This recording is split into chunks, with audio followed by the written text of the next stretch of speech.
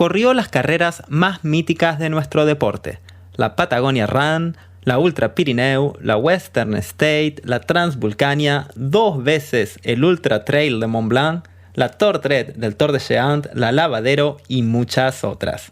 Autor del libro Sueños Verticales, el que es, y cito, una invitación a dejar nuestra zona de confort para entrar en nuestra zona de aprendizaje. Nos visita hoy en Corredores de Trail, Hernán Delaite.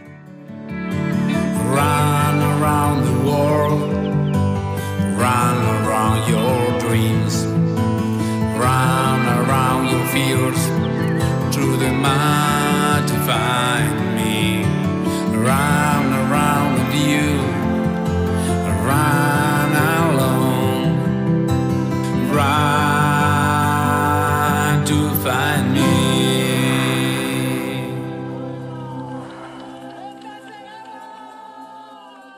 Hola Hernán, ¿cómo estás? Hola, ¿qué tal? ¿Cómo estás, Ariel? Muy bien, muchísimas gracias por haber aceptado la entrevista. No, gracias a vos. Bueno, vamos a empezar por el principio. Claramente corriste una de las carreras más míticas, carreras que están en mi lista de deseos para correr algún día.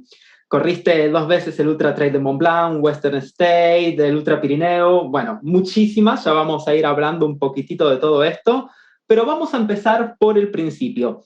Contame cómo te iniciaste en el deporte de aventura y en nuestro deporte en general.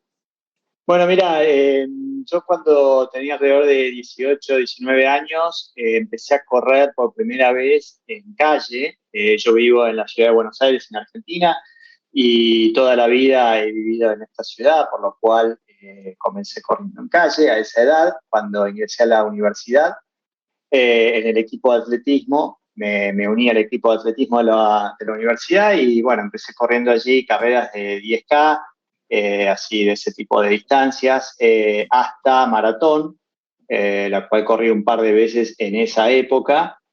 Y hasta entonces nunca había probado la montaña, prácticamente nunca había visitado la montaña, salvo en mi viaje de egresados de la secundaria, donde fuimos al sur y ahí por primera vez esquié. Aprendimos ahí en ese mismo viaje, lo cual fue todo bastante divertido, más que nada. Pero nunca se me ocurrió correr en la montaña. Eso vendría muchos años después. Y bueno, luego de correr 4 o 5 años más o menos en calle, hasta los 24 años por ahí, dejé por completo de correr, retomé el golf, o sea, nada que ver, básicamente. Ahí fue donde, bueno, me casé y, bueno, estuve muchos años jugando al golf y nada de correr, cero, cero, cero, cero. De hecho, aumenté unos cuantos kilos de esa época, de cuando corría en la universidad. Incluso, bueno, había logrado algunos buenos tiempos y ese tipo de cosas, pero no le daba mucha importancia a nada. Me gustaba un poco el ambiente competitivo y aparte muy de tipo federados, ¿no? Había en esa época, estamos hablando de principios de los 90, fines de los 80, principios de los 90, el deporte, o sea, correr en calle era muy de clubes, Claro. No era tanto de amateurs, de gente así que simplemente quiere estar bien y hacer ejercicio como se ve mucho ahora. Entonces era todo un ambiente un poco más competitivo, ¿no? No era tanto de recreación. Sí, digamos, tenía obviamente parte de recreación, pero uno es como que se tenía que ponerle bastante ficha, ¿no? Dedicarle tiempo. Y lo de la montaña realmente vino bastante más de grande. Yo alrededor de pasados los 40 años, empecé, ahora tengo 56, alrededor de los 45 más o menos, me independicé a nivel laboral y empecé a tener más tiempo, o sea, a manejar más mis tiempos, ¿no? Entonces ahí retomé, después de muchos años que había dejado de correr, retomé el running, primero acá en mi ciudad, corriendo algo de asfalto, y después un buen día un entrenador, ¿no? Que se dedicaba más a triatlón, me dijo, ¿por qué no probás correr algo que no sepas si vas a poder terminar? Y la verdad es que me hizo ruido, dije, wow, ¿qué puede ser eso? Porque siempre acostumbrado a lo que es eventos de calle, relativamente cortos o de media distancia, uno está con el cronómetro, ¿no? No se plantea si termina o no, se plantea en bajar tiempos. Claro. Y entonces dijo, bueno, ¿qué puede ser eso? Entonces, bueno, bienvenido al mundo de las ultramaratones, básicamente, pero con el condimento especial de la naturaleza, ¿no? Porque además en ultras, si bien hay ultras de ruta y demás, pero siempre es fuera del ámbito de la ciudad, por la extensión, básicamente. Y entonces en ese momento, estamos hablando año 2012, me dijo, bueno, está, mirá, el cruce de los Andes, que es una muy conocida acá en el país, y bueno, es en 3 etapas, todo montaña, y ahí tenés algo, un desafío que puede ser interesante. Como para arrancar, lo cual hoy por hoy, obviamente a nadie aconsejaría que arranque con esa carrera, sino con algo acotado y mucho más chico, ¿no? Vamos a poner en contexto, estamos hablando del cruce, que es una carrera de 3 días en la que se hacen 100 kilómetros. Y Exacto. convengamos que, claro, empezar con eso es bastante osado, pero sí, perfecto. sí, sí, sí. Bueno, pero siempre me gustaron los desafíos realmente, y aparte, bueno, me quedó resonando, ¿no? Esta frase de probar algo que no sepas si vas a terminar. Con lo cual, básicamente, si hacía una carrera de 20 o 40 kilómetros, que son las distancias que más o menos podía manejar en calle, si bien la montaña es otro mundo, y realmente después lo experimentaría con los años. Pero bueno, para mí entonces era algo desconocido la montaña y lo veía en distancia, como lo ve la mayoría de la gente que vive en una ciudad plana como la mía, todo lo relaciona en distancias, no en altimetría, ¿no? Que es esa otra dimensión que complica y cambia por completo el modelo del deporte. Claramente. Sí. Además de las horas que lleva, la logística, etcétera, ¿no? Es otra cosa muy diferente, pero bueno, yo en ese momento no lo sabía. Con lo cual, bueno, ahí fui, me anoté nomás para la carrera. En esa época, estamos hablando del año 2012, todavía se corría en equipo solamente, no había el tema de individual. Con lo cual, bueno, me anoté con este chico que estaba ahí en un gimnasio, que ahí lo conocí, y hacía tría. Y resultó que unos 15, 20 días antes de la carrera corrió un tría y se lesionó. Y bueno, justo, bueno, me dice, mirá, no voy a poder participar, estoy lesionado, qué sé yo. Entonces, realmente, bueno, nada, yo me había preparado, así que bastante decepcionado y no iba a poder participar. Entonces, busqué qué otra carrera había por ahí cerca, como para aprovechar el entrenamiento que había metido y aprovechar, digamos, probar este nuevo mundo. Y bueno, encontré Patagonia Run, así que ahí fui nomás y de entrada pensé, bueno, el cruce 100 kilómetros, me digo, claro, me anoto en Patagonia 100 kilómetros. Y ahí nomás mi familia me dijo, no, pará. El cruce era en 3 días, esto es un solo día, 100 kilómetros me parece demasiado. Entonces, bueno, creo que fue una de las pocas veces que hice caso, por suerte, a mi familia y decidí bajar la distancia a la de 70 kilómetros, ¿no? Que eran en ese entonces 63, los números que se manejaban para esa época. Y ahí fui nomás, me mandé por primera vez a correr a la montaña una ultra de ese tipo de distancia, con lo cual, por suerte había entrenado más o menos bien, nada que ver a lo que después conocí como entrenamientos y demás que fui probando, pero ahí me mandé y afortunadamente fue una muy linda experiencia. Todo salió muy bien, a pesar de toda mi ignorancia que traía para ese entonces con lo que es correr en montaña. Y la verdad que lo disfruté muchísimo y eso fue lo que después me motivó a seguir ya en montaña. O sea, encontré lo que tanto siempre, o fui conociendo, lo que realmente se volvió una pasión, que me encanta la naturaleza, me encanta la montaña y se juntó junto con el running. Así que, bueno, fue la combinación perfecta para mí. Sí, Claro. y es buenísimo lo que decís porque me identifico mucho con todo esto. Empezando, dijiste que antes corrías carreras que siempre estabas con el crono en la mano. Y es verdad, a mí me pasó también cuando comencé, como la mayoría de todos los que empezamos a correr en asfalto. Y cuando se hace el cambio para empezar a correr en montaña, justamente algo lindo que tiene este cambio es que dejas de meter la nariz encima del reloj para ver si podés arañar un segundo en una carrera de 10 kilómetros o lo que sea. Cuando corremos en montaña, justamente los minutos por kilómetro empiezan a ser algo casi, te diría, como anecdótico. No es importante qué velocidad llevas, a menos que seas, bueno, un Kilian Jornet, pero si son personas normales como nosotros, la verdad, es eso, los minutos por kilómetro cuentan muy, muy poquitito. Pero bueno, primera carrera de ultra con la que te bautizaste como corredor de ultra fue la Patagonia Run, como me decías, de 63 kilómetros. Sí. ¿Cómo te sentiste? ¿Qué despertó en vos esta primera carrera de ultra? Mira, la verdad que fue una gran alegría completarla. La fui disfrutando ya en el propio recorrido.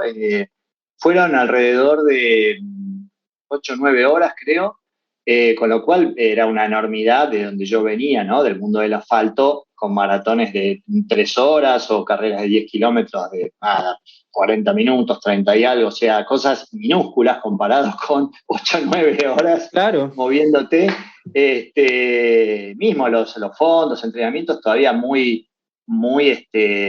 tenía ningún tipo de entrenador, ningún tipo de running team, así por completamente solitario hacía mis entrenamientos, autodidacta, como fui prácticamente en la época de la universidad también, si bien ahí tenía un equipo, estaba un poquito más guiado, pero pronto me pasé a las carreras de calle, o sea, empecé corriendo algo de pista, y después me pasé a las carreras de calle y ya me quedé ahí autodidacta, siempre.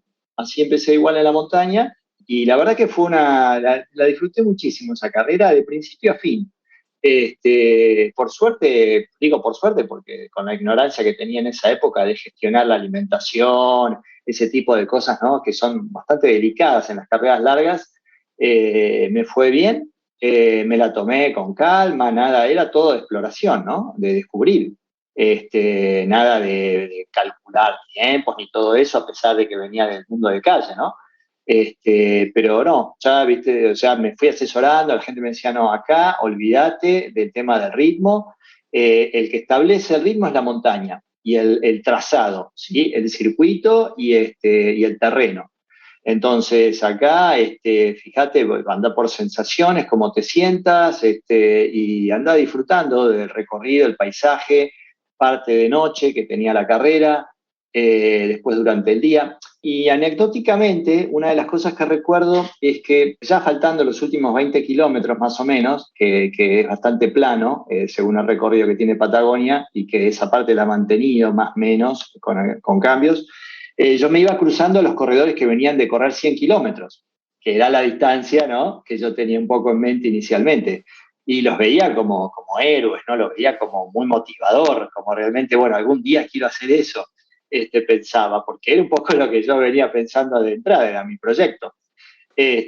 Así que eso también me motivó bastante, ponerme a charlar con algunos de estos corredores, ¿no? Que nos juntamos en la última parte del recorrido, y después llegar ahí a la ciudad de San Martín, y entrar al pueblo, la gente alentando, ¿no? Todo ese ambiente distinto al de ciudad, porque si bien está esa, pero hay como otra cosa propia de la montaña, de la naturaleza, de gente que además en el recorrido, ¿no? Alentando, uno no se espera que aparezca alguien alentando en la naturaleza, en la ciudad sí es común, pero no acá. Entonces, muchas cosas, incluso yo mismo iba alentando a algunos corredores que veía que venían bastante mal, porque yo me encontraba bien, y eso incluso me levantaba más todavía el ánimo.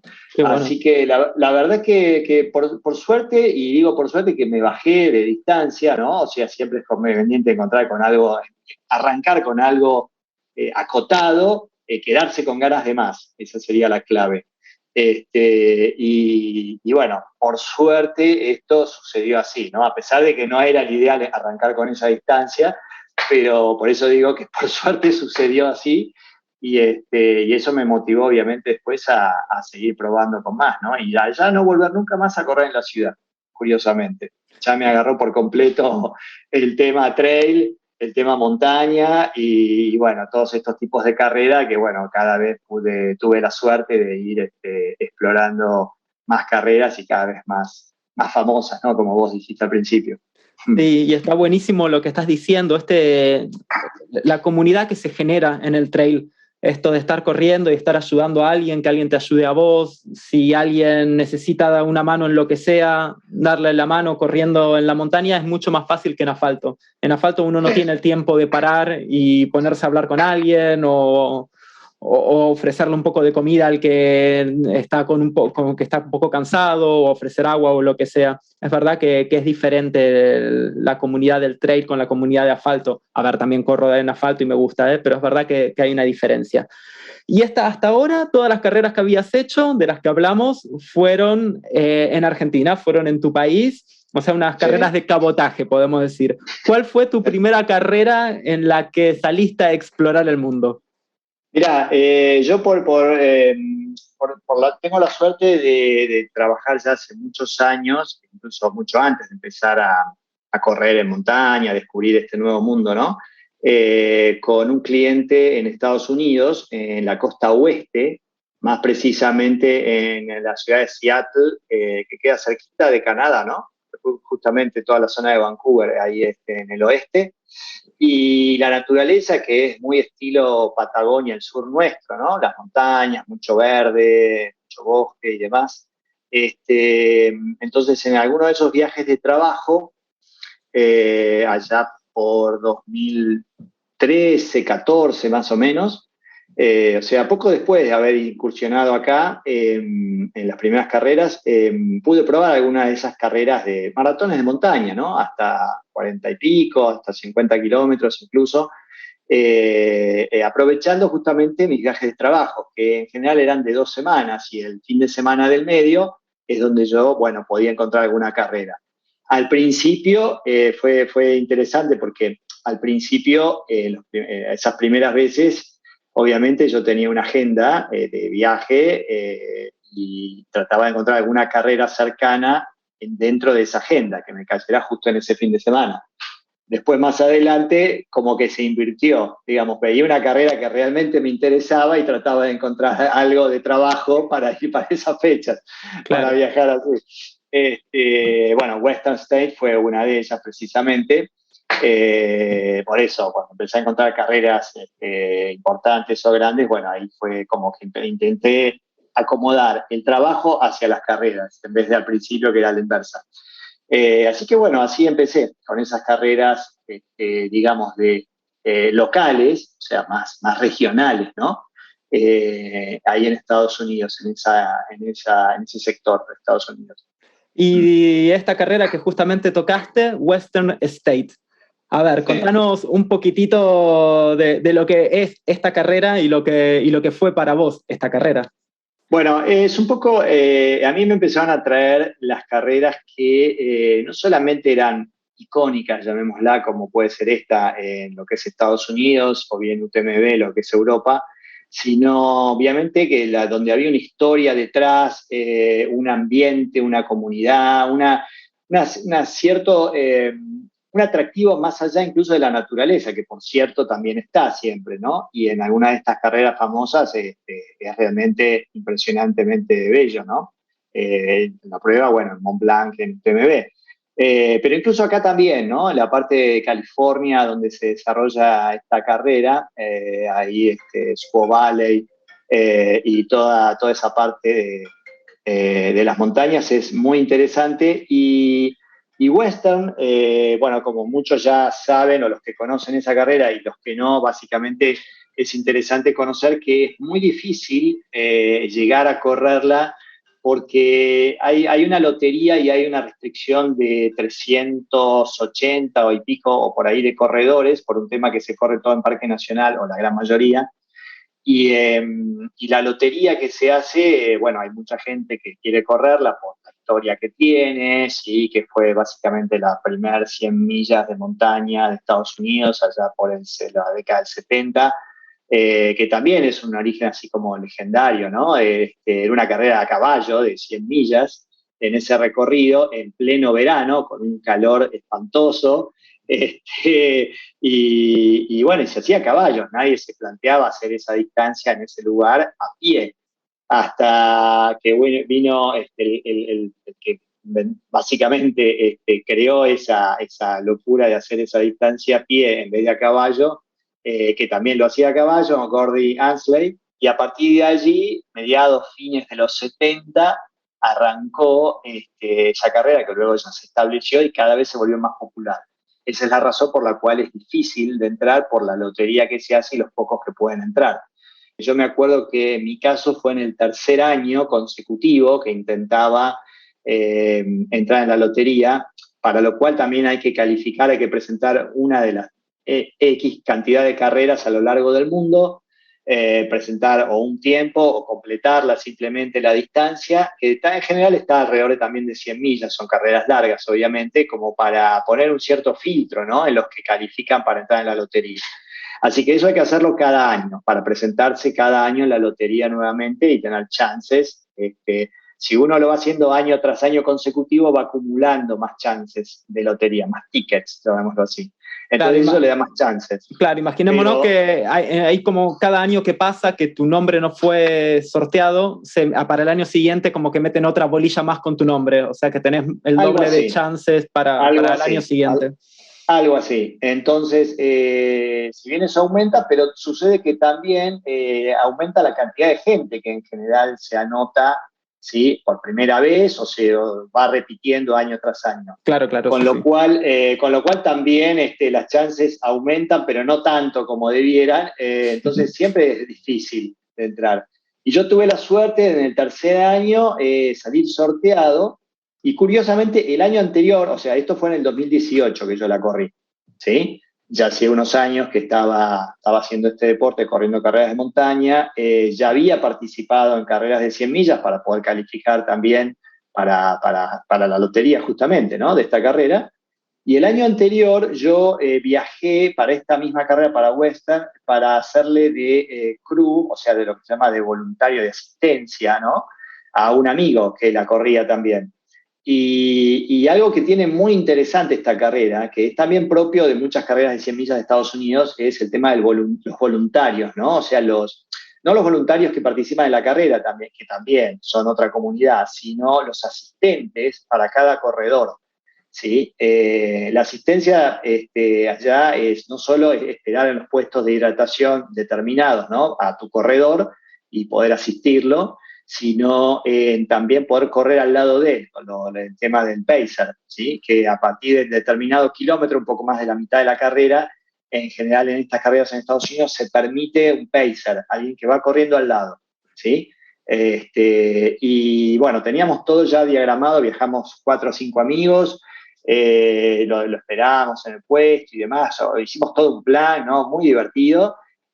Aprovechamos también para pasear por el área, fuimos a Yosemite y demás, en lo que nos gustan las montañas, así que aprovechamos muy bueno ese viaje. Y yo aproveché para conocer el recorrido. Dije, algún día me gustaría correrla, no tenía ni idea que iba a salir sorteado al año siguiente. Y aproveché un poco para conocer el recorrido, corrimos una parte ahí en los cañones, toda la parte súper calurosa que toca la carrera. Así que me vino fantástico para adquirir un poco de experiencia y explorar un poco el área, ¿no? Sí. Así que, bueno, que curiosamente, o afortunadamente, mejor dicho, el año siguiente salí en el sorteo y pude correrla, y por supuesto este amigo que yo le había hecho también volvió a hacerme de asistencia a mí, ¿no? Con lo cual también muestra un poco lo que es la comunidad que hay alrededor. Y hay muchísimos, a la gran mayoría de los corredores tienen asistencia de amigos, familiares, así que hay toda una logística impresionante, ¿no?, donde se genera alrededor de los puestos, porque imagínate, a cada corredor de los 300 y algo tienen asistencia, así que es toda una logística muy interesante al respecto. Y además conocí 2 personas de allá que viven ahí en el área que me las ofrecieron como pacers, que también son voluntarios y pueden hacer pacers a gente que no conocen, que simplemente no tiene a quien le haga, y se ofrecieron a hacerme a mí, así que espectacular, ¿no? Realmente el espíritu que se ve alrededor de eso es impresionante, a tal punto que mucho de lo que se vive ahí es lo que, digamos, motiva a querer volverla a correr, porque estamos hablando de una de esas carreras, como vos dijiste al principio, de lista, ¿no?, de lista de deseos, de alguna vez en la vida poder correrla. Con lo cual, una vez que uno la hace, digo, bueno, la taché de mi lista, finalmente cumplí el sueño de hacerla. pero genera una cosa que es impresionante, ¿no? La energía, el ambiente que hay alrededor. Además que la llegada de esa carrera es muy emocionante, porque es una carrera de punto a punto, ¿sí? Uno parte de un lugar, ¿sí? Arriba en la montaña, en Squaw Valley, centro de donde se hicieron los Juegos Olímpicos de la década del 60, y va hasta Auburn, que es un pueblito, también todo siempre dentro de California, a casi 100 millas de ese punto de inicio, ¿no? Y en ese pueblo entras y das una vuelta a una pista de atletismo. Y cuando entras al estadio, ahí a la pista, es súper emocionante. No importa la hora que llegues, yo llegué como a las 5 de la mañana, o 6, no me acuerdo, ahí apenas amaneciendo, y te van diciendo por el parlante de la pista tu nombre, tu antecedente y demás, de dónde sos. Es súper emocionante. Y das la vuelta olímpica a esa pista y cruzás el arco, ¿no? La verdad que es también es icónico, ¿no? Todo eso. De hecho, el circuito tiene partes que tienen nombres propios de las partes, que ya tienen como su historia, ¿no? Alrededor. Y uno la carrera la sigue cuando año tras año se transmite y va como tomándole idea, ¿no? A esos puestos. Y cuando uno los cruza en carne propia, también es emocionante decir, wow, ya estoy por este punto, ya estoy por el No Hands Bridge, el puente sin manos, ¿no? Que ya queda a 5 millas de la llegada, una cosa así. Entonces es también emocionante todo eso. Sí, claro, ¿no? Y además, bueno, estaba viendo el tiempo que hiciste en esa carrera, que hiciste un tiempazo, sinceramente, hiciste 25 horas y monedas para una carrera de más de 160 kilómetros y con más de 5.000 metros de desnivel positivo. La verdad, un carrerón. Sí, sí, sí. La verdad que muy buena carrera. Por supuesto que, bueno, ahí siempre la fantasía, si se quiere, ¿no? O en realidad la motivación parte, primero, por supuesto, terminarla, ¿no? Como cualquier carrera de montaña y larga, estas ultras, que siempre, yo siempre digo, ¿no? El plan A es terminarla y el plan B es tratar de hacer algo más o menos decente o un tiempo, si se quiere. Pero en vez de ser a la inversa, ¿no? Porque siempre lo más importante es terminarla. Pero, claro, pero bueno, uno siempre por ahí, si entrena, primero para hacer menos de 30 horas, que es el tiempo máximo que se permite para la carrera, y si no, hacer el tiempo histórico. No nos olvidemos que históricamente esta carrera que se hacía a caballos, el tiempo máximo para hacerla de nuevo a caballo eran 24 horas, ¿sí? Entonces, este personaje que la hizo por primera vez a pie, para hacer válido su tiempo, tenía que hacerla en menos de 24 horas, o 24 horas como mucho, pero a pie, ¿sí? En vez de a caballo. Entonces, esa era una de las cosas que, por supuesto, nadie creía que lo iba a lograr. Entonces, inicialmente la carrera quedó en 24 horas, o sea, se estableció de esa manera. Y después con el tiempo se subió a 30 porque, bueno, obviamente se vio que no terminaban muchos corredores en ese tiempo, para ese entonces se subió la marca, pero de hecho se llama One Day, ¿no? En un día, ¿no? 100 millas. Entonces, bueno, uno tiene un poco esa fantasía de decir, bueno, lograré hacerla en 24 y eso, ¿no? Y bueno, como lo dijiste recién, bueno, 25 no está muy lejos de eso, pero bueno, fue una cosa que yo, o sea, era como que lo venía midiendo hasta los 100 kilómetros y ahí ya con el calor que me pegó, pagué factura de todo eso, pues no olvidemos que en junio acá en Buenos Aires es invierno, ¿no? Y es muy difícil entrenar para el calor, que después uno viaja allá y es un calor insoportable cuando uno viene del fresco del invierno de acá de la ciudad. Entonces, y además a mí no me gusta el calor, por eso casi nunca elijo carreras con calor, pero bueno, esta era una de las legendarias, ¿no? Claro. Así que bueno, ahí estuve muy cerca, yo ya sabía en un momento que no me iba a dar, pero dije, bueno, ¿qué hago? Y para levantar la motivación, cosa que después en el futuro también me pasó en otras carreras, pero para volver a levantar la motivación, que ya sabía que me iba a llegar al corte de las 24 horas por los parciales, ¿no? De los puntos previos. Uno de los Pacers me dijo, bueno, intentemos por lo menos 25, que en realidad ya no contaba demasiado, pero era ponerse un nuevo objetivo, una nueva zanahoria, ¿no? Sí, que es fundamental en las carreras de ultradistancia, es fundamental. Fundamental, fundamental. Esa es otra de las cosas claves, ¿no? La motivación. La motivación siempre tiene que ser alta. Entonces, bueno, eso me hizo ese reajuste mental y bueno, le fuimos metiendo garra, y ahí estuvimos, ¿no? Ahí arañando ahí las 25 horas. Qué bueno. Así que bueno, la verdad que es una hermosa experiencia realmente esa. Bueno, y ahora vamos al otro lado completamente opuesto, porque si bien la Western State es una de las carreras más importantes del mundo, no deja su lado un poquito más hippie, pero después tenemos el Ultra Trail de Mont Blanc, que eso sí vendría a ser como el mundial absoluto. Ahí van todos los corredores con sus mejores artilugios, hay cámaras de televisión. Bueno, contame, esta es Ultra Trail de Mont Blanc, otra vez, esta está en mi lista de deseos bien arriba, y no solo que la hiciste una vez, sino que la hiciste 2 veces. Sí. Bueno, en realidad, digamos, notablemente en el 2018, que fue por ahí, fue el año donde hice estas 2 grandes carreras, además de otras también, y no nos olvidemos, fines de junio, que es el 24, 25, 26 de junio, por ahí es Western States en Estados Unidos, y él creo que fue 27, 28 de agosto, porque siempre cae para fines de agosto UTMB, de ese mismo año. Con lo cual ya varios decían, vas a poder correr las 2 carreras, porque hay que recuperarse de una carrera de 100 millas como Western y después estar un poco a tono para UTMB, que es otro desafío también muy grande, ¿no? Acá no era el tema del calor, sino la altimetría.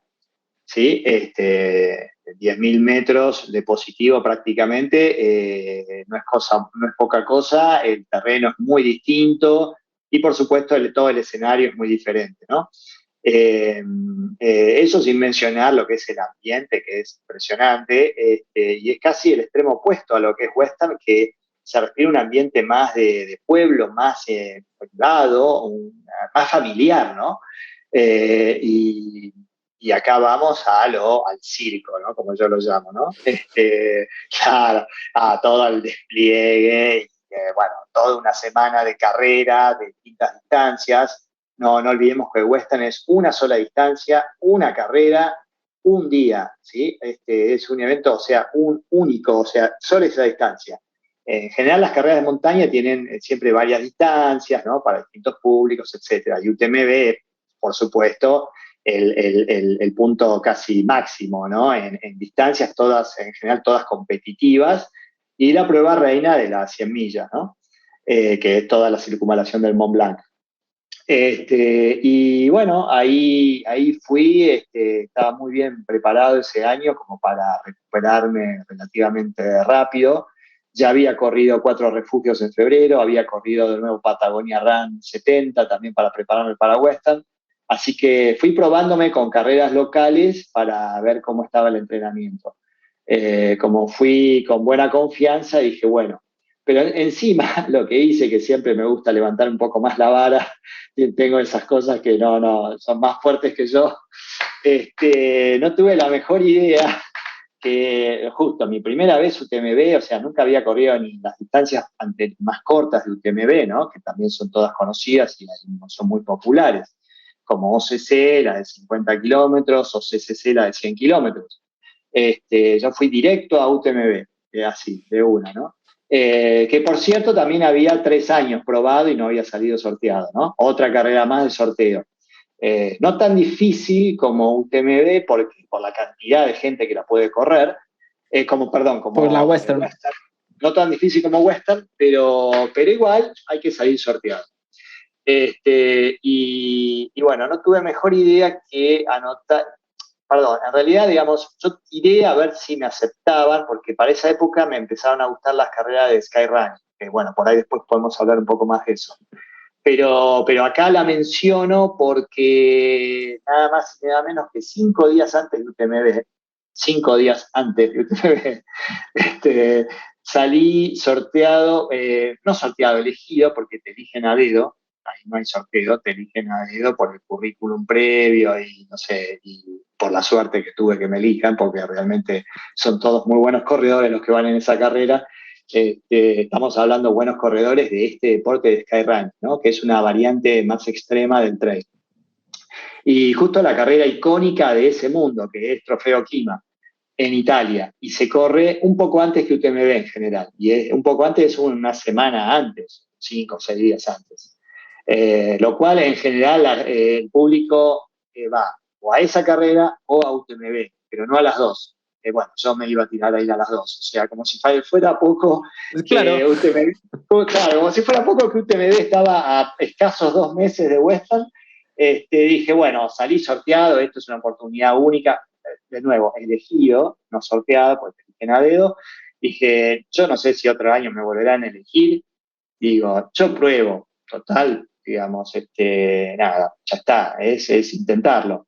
Y así que ahí me fui, 5 días antes me fui a correr a Italia, esta carrera que son 52 kilómetros con 4.300 de positivo, o sea, es una cantidad muy grande de nivel para esa distancia, pero la tecnicidad que tiene, ¿no? Una carrera que se corre entre los 2.500 y 3.000 metros de altura toda la carrera, o sea, se sube desde el pueblito de salida, el mismo de llegada, pues es circular, ¿sí? Todo un valle, y se sube en 2.000 metros en la primera parte de la carrera, que serán los primeros 10 kilómetros o menos. Claro, ahí se suben 2.000 metros y después te quedas subiendo arriba y pasando filos de un lado a otro de las montañas, siempre en esas alturas. Y conectás unos 6 7 refugios. Y es durísima y tiene unos tiempos de corte muy grandes, ¿no? Muy estrechos, ¿no? O sea, el corte máximo de la carrera son 11 horas y en 8 horas tenés que estar en el último corte, con lo cual es súper exigente, ¿no? Ahí ya hiciste 40K con 4.000 de positivo, imagínate. Con lo cual, bueno, eh, encima, como si fuera poco, justo tenía unas amigas que corrían en Suiza, ahí en Zermatt, donde está en la montaña Toblerone, ¿no? El Matterhorn, y bueno, y la fui a alentar, que eran 2 o 3 días antes de mi carrera de Italia, de Kima, y bueno, me hice ahí un kilometrito vertical como para divertirme, y después de alentarlas me fui a Kima. Llegué como a las 2 de la mañana, la carrera arrancaba a las 7 de la mañana, así que bueno, un desastre. Y la corrí lo mejor que pude, pero bueno, en algún momento me pasó factura todo ese ajetreo inicial y llegué hasta el último corte. A las 8 horas llegué con un poco más de ese tiempo y me quedé ahí a menos de 10 kilómetros de la llegada, así que, o sea, porque me cortaron, ¿no? No es porque me quedé. Y fue la primera vez que no terminé una carrera esa, así que la verdad que se juntaron todos, ¿no? La carrera icónica del Skyrunning que tanto me gusta y eso. Así que, pero la disfruté muchísimo, aprendí un montón de esa experiencia y después venía la gran incógnita, ahora tengo que recuperarme rápido, 5 días nada más para UTMB. Así que ahí, nada, me fui directo para Chamonix, me instalé ahí y a descansar. Y la realidad es que cuando estaba parado en la línea de largada de UTMB, dije, ¿qué hago? O sea, hace 5 días que estuve corriendo en Italia esta carrera, yo digo, no sé hasta dónde llegaré, no tengo idea, pero bueno, no sé qué pasará con las piernas, era todo una incógnita, porque casi no había corrido en esos días para descansar. Así que, así que bueno, las amigas estas que yo fui a alentar, ahora me estaban haciendo ahora de soporte, ¿no? De asistencia, y también me iban ahí a esperar en mitad de carrera y en otro puesto más en Suiza. O sea, es una carrera que une los 3 países, ¿no? Francia, Italia y Suiza. Entonces, bueno, ahí está, largamos esa carrera, esa largada emocionante que tiene UTMB, ¿no? Con la música, sí. Con la música, todo el ambiente que se crea, la gente ahí golpeando y alentando, no, es una largada realmente que vale la pena nomás presenciarla, o sea, no hablemos si uno está ahí para correr, pero es una largada que es espectacular, ¿no? Que dicho sea paso, este año vuelvo y voy a estar ahí de espectador en la largada. Me habías comentado que en esta carrera en Kima había sido tu primera descalificación porque no llegaste al tiempo de corte.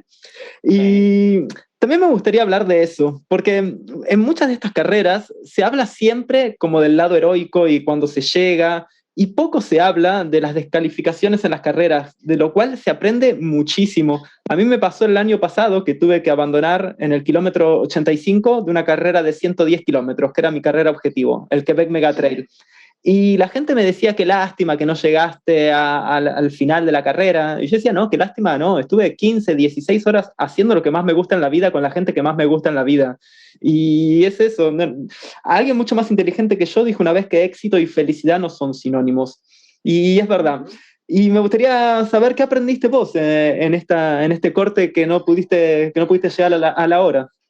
Bueno, mira, como te dije, esa fue mi primera experiencia a nivel de no terminar una carrera. Bueno, en este caso fue por condiciones externas, pero básicamente es el reglamento, ¿no? Por supuesto, después hubo otras situaciones por decisiones propias, por problemas míos y etcétera. Pero en esa primera vez, que yo siempre me preguntaba, ¿no? Yo sabía que alguna vez iba a pasar, y yo digo, bueno, ¿cómo será, no? Estaré decepcionado, me sentiré mal, sentiré cosas así negativas. Y la verdad que no. La verdad que me sorprendió un poco porque pensé que iba a ser así, ¿no? Realmente más como triste. Y no, la verdad que es como vos decís, me sentí muy satisfecho de todo el trabajo que puse, lo que hice, lo que disfruté la carrera hasta ese momento, porque el lugar era impresionante, un recorrido realmente fantástico, y, y realmente en un momento de la carrera donde yo ya sabía, porque venía chequeando también el tiempo por los tiempos de corte, yo ya sabía que estaba muy en el límite, y me sentía con poca energía porque no estaba andando bien el tema de la alimentación y la altura, ¿no? Recordemos que son muchas horas ahí en altura, yo no había hecho nada de altura, venía del llano de mi ciudad directo, y, y me empezó a debilitar un poco, ¿no? No sentía ningún síntoma ni nada de la altura, simplemente cansancio. Entonces yo me hacía ir más lento.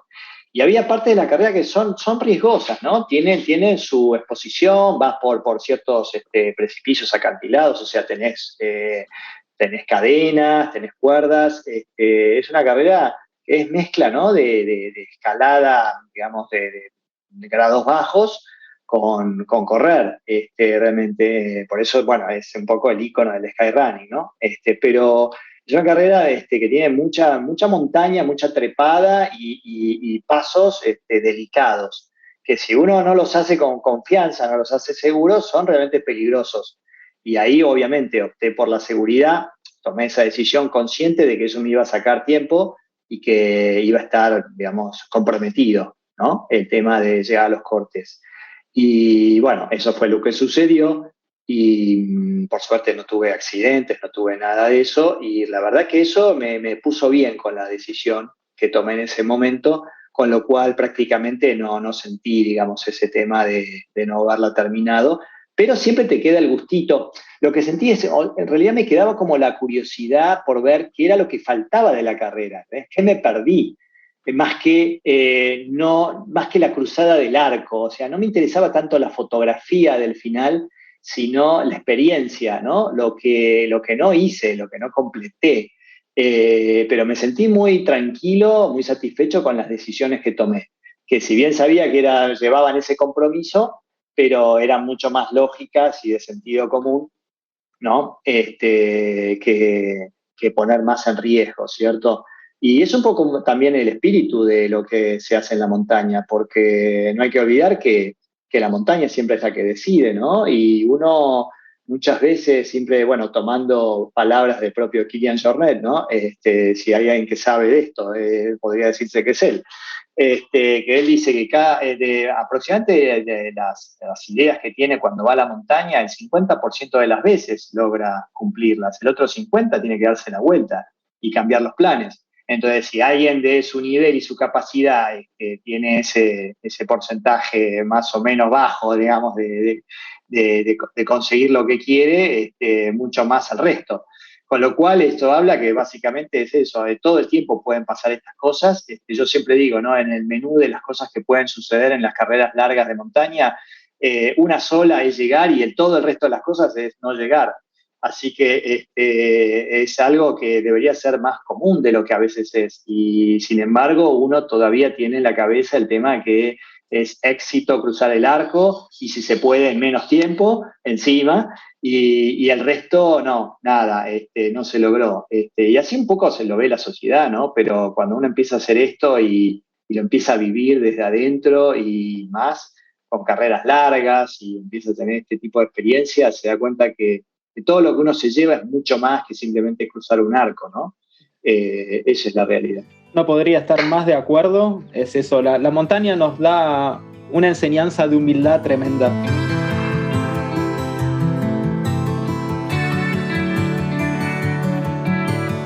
Seguimos acá en Corredores de Trail y ahora quería aprovechar para hablar de tu libro Sueños Verticales, libro que vio la luz en el año 2020. Contanos de qué va un poquito tu libro.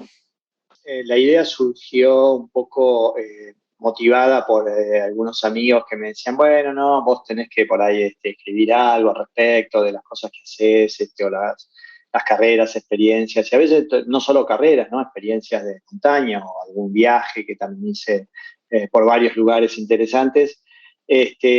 Y bueno, pero nunca decidí hacerlo, ¿no? Escribir no es lo mío. Yo, bueno, como profesión de ingeniero, estoy más del lado de lo científico, lo técnico y no de las letras, con lo cual no me tira mucho eso. Y la realidad es que también se necesita bastante tiempo, además, así que no, nunca estaba. Pero bueno, en el 2018, justamente al regreso de UTMB, que también, bueno, justo fue donde me habían comentado el tema, dije, bueno, voy a escribir algo sobre, sobre un poco de estas últimas cosas, que fue un año muy movido, por cierto, el 2018. Entonces aproveché como a nivel de notas, ¿no? Empecé como apuntes, a bajar algo a escrito. Y ahí quedó, vino el 2019, seguí con mis carreras y llegó el 2020 y la pandemia. Y bueno, nada, con el tema de la cuarentena y todo este encierro largo de pandemia que hubo acá, incluso en Argentina, este, digo, bueno, tal vez es un buen momento como para usar el tiempo en el tema del encierro, empezar a intentar algo, ¿no? Y ahí fue como, bueno, le fui dando forma y se terminó transformando en un proyecto de escribir y poner orden un poco a las cosas que yo había hecho hasta ese entonces. Así que bueno, ahí como mi parte también un poco autodidacta que soy, empecé a aprender cómo era todo este tema. Por cierto, también leí bastante ese año, aprovechando también justamente las condiciones en las que estábamos.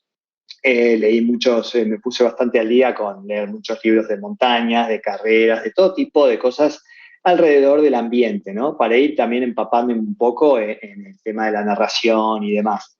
Y bueno, al final también con el tema de las restricciones que había de editorial y demás, y imprenta, dije, bueno, voy a aprender también a hacer yo mismo el maquetado que se llama, la encuadernación, o sea, toda la parte de la estructura, el formato, digamos, de los capítulos y demás, así que bueno, armé todo.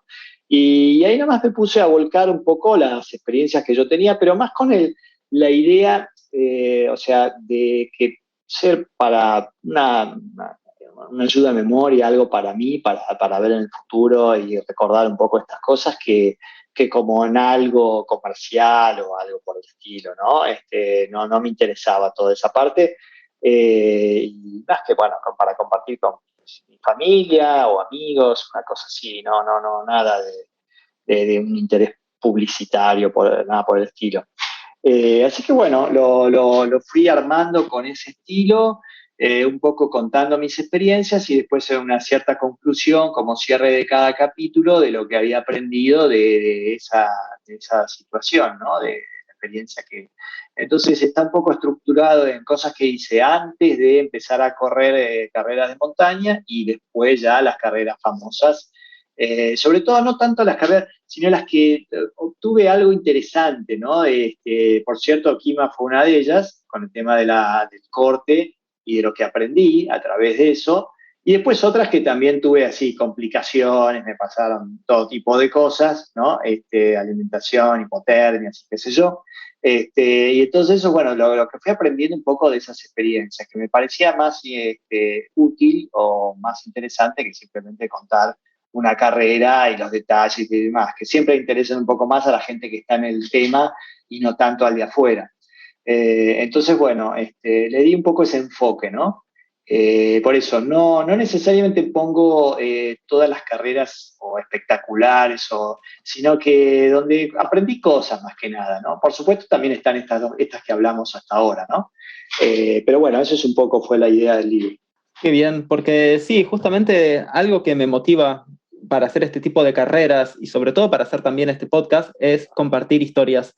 Y te tengo que confesar que ayer mismo te hice la compra del libro. Yo estoy viviendo en Canadá y así que me compré el libro por Amazon, me va a llegar en los próximos días.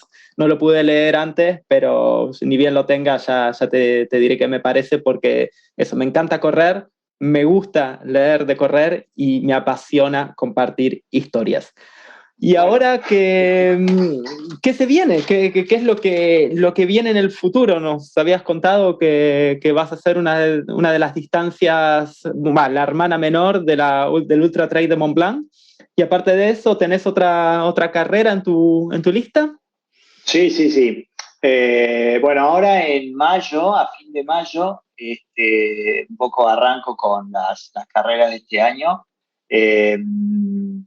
Iba a correr 4 refugios con un amigo, ahora en esta edición que tuvo bastantes inconvenientes con el tema climático, la carrera, y al final la opté por pasarla para el año que viene, de acuerdo a la organización que brindó esa oportunidad, ¿no? Justamente por las condiciones climáticas. Con lo cual, bueno, ahí aproveché como entrenamiento y ahora a fines de mayo viajo a España para correr el kilómetro vertical de Segama, Wow. otra de las grandes carreras, que también, de nuevo, dificilísimo de entrar. Y yo había entrado, porque me había anotado para la maratón, que es la icónica carrera, ¿no? Y para el kilómetro vertical, las dos. Y me anoté, y para el 2020, que por supuesto se suspendió la carrera, ¿no? Para el 2020 había salido sorteado en el kilómetro vertical. Bueno, y ahí quedó. Y casi que me olvidé con todo lo que pasó después, ¿no? Y la pandemia y demás, me olvidé. Y claro, este año me llega el correo, me llega el mail diciéndome si iba a aceptar correrla, y ahí nomás dije, sí, claro, por supuesto, es una gran oportunidad para, no solamente para hacer esa experiencia, sino después aprovechar y disfrutar de la maratón, ¿no? Que también es otra carrera que tiene un ambiente impresionante, ¿no? Posiblemente el ambiente de carreras más espectacular, ¿no? De que hay. Así que, bueno, ahí arrancamos a fines de mayo con el kilómetro vertical de Segama. Y después tuve también la suerte de entrar en otra carrera que tiene ahí una lista también para entrar, que es bien extrema, ¿no? Bien técnica, que es Picos de Europa, que se corre también en España, por eso aprovecho justo ese viaje para hacer ambas carreras. No están tan juntas como las otras que hice en el pasado, así que ahí tengo tiempo de recuperarme bien, y además el kilómetro vertical no tiene casi desgaste comparativamente, ¿no? Con las ultras, y así que ahí aprovecho para hacer el 11 de junio Picos de Europa. ¿Y de qué distancia estamos hablando? Picos de Europa tiene 75 kilómetros con casi 6.900 de positivo, ¿sí? Lo cual es una cantidad de niveles absurda o enorme para la distancia, siempre hablando. Y muy técnica, carrera muy técnica, todo el macizo completo de Picos de Europa, así que es la prueba posiblemente de Sky más importante de España, ¿no? Y una del mundo también, así que también me atrajo mucho tener la posibilidad de poder ir a explorar toda esa parte que no conozco, esa cadena montañosa. Y bueno, y en el medio voy a hacer algunas cosas propias, ¿no? Como siempre me encanta hacer en estos viajes, algún proyecto propio de subir alguna montaña icónica también, como es el Aneto en los Pirineos, así que bueno, también voy a andar por ahí, pero ya extra carrera, ¿no? Y aprovechando, bueno, ya el año pasado tuve la oportunidad de, bueno, por ciertas condiciones familiares, personales y demás, poder hacer un largo viaje por los Alpes el año pasado, así que corrí también unas cuantas carreras, unas 6 más o menos. De nuevo UTMB también, y Tour de Jans. Así que el año pasado fue intenso también y aproveché eso y también puse proyectos personales de escalada como es la idea de poner ahora, ¿no?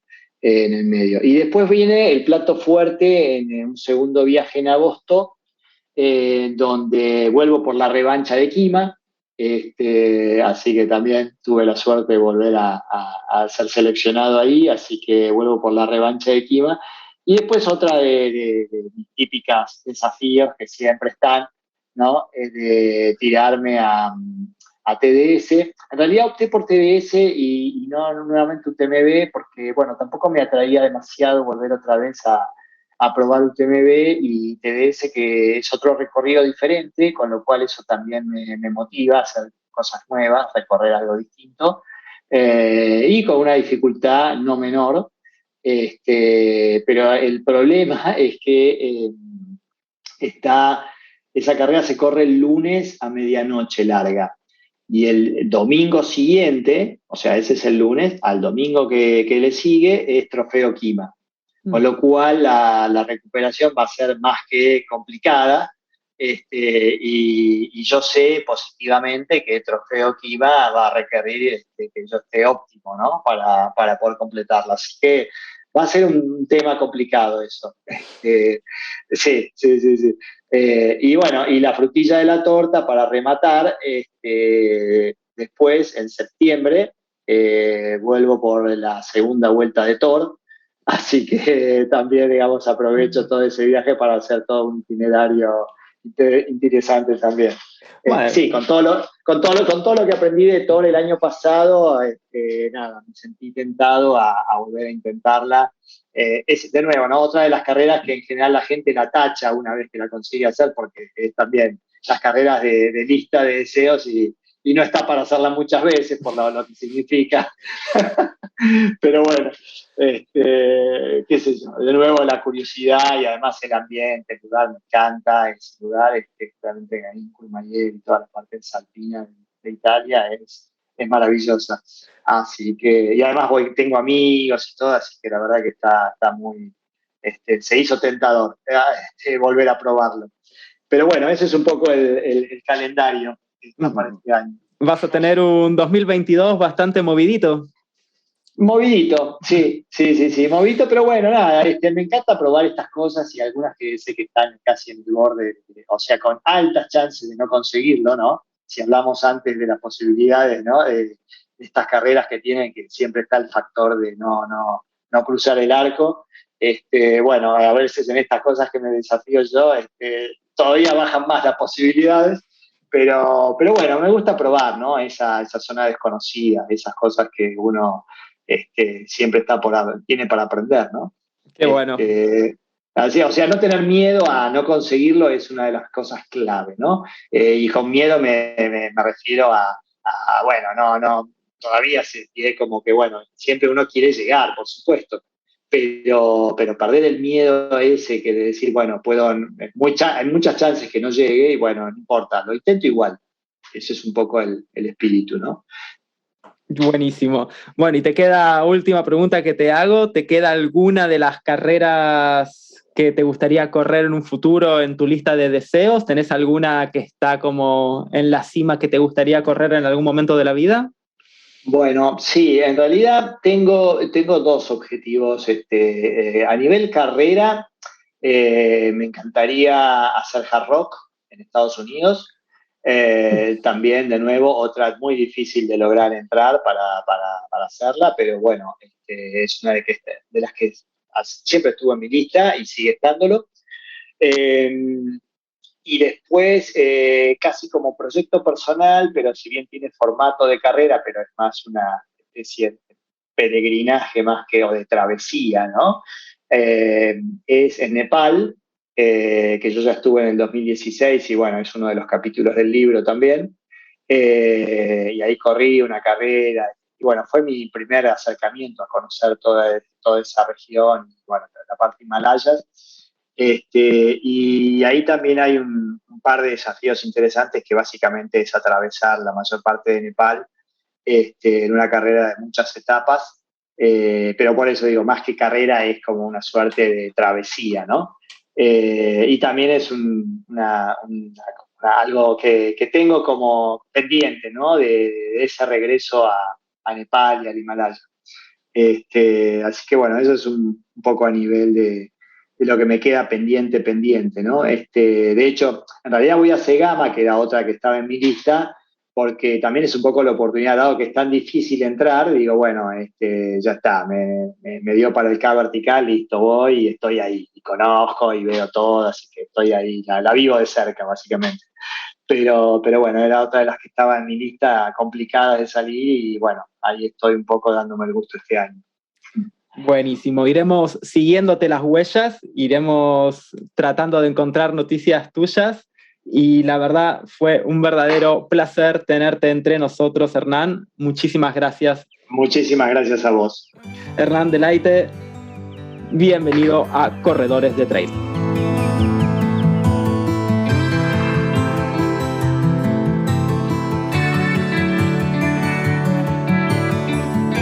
Y ahí pasó nuestro primer capítulo de Corredores de Trail. Gracias Hernán Delaite por haber roto el hielo. También quiero agradecer a Matías Mayol por la producción del programa y a todos los que nos están escuchando. Si les gustó el programa, no se pueden perder el de la semana que viene. Julián Weich viene a contarnos de sus carreras, sus cimas a la Aconcagua y su filosofía de vida. Porque muchos en el intento de hacer cumbre mueren en la bajada. Y la verdadera cumbre es cuando llegas a tu casa, no cuando llegas a la cima de la Aconcagua. Buen camino. Run around the world, run around your dreams, run around your fears, through the mud to find